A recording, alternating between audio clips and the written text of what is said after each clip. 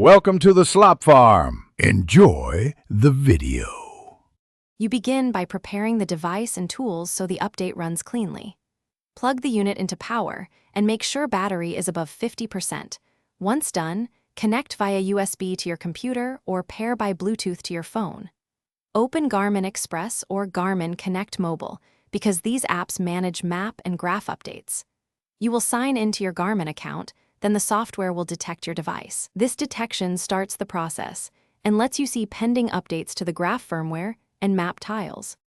Once the device appears, you review available graph and map updates and read the release notes to know what changes.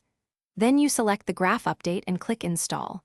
Garmin Express will queue downloads, apply patches, and write new files to internal storage. Make sure not to disconnect during writes, because interrupted installs corrupt graphs. If downloads are large, let them finish.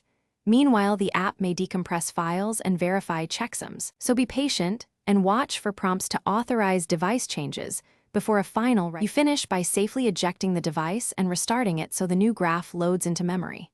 After reboot, go to Settings, About, or System Info to verify the graph version and inspect map tiles visually.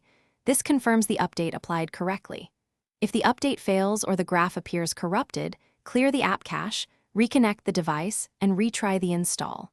If problems persist, reinstall Garmin Express or Garmin Connect Mobile and repeat the update. This often resolves corrupted downloads or permission issues.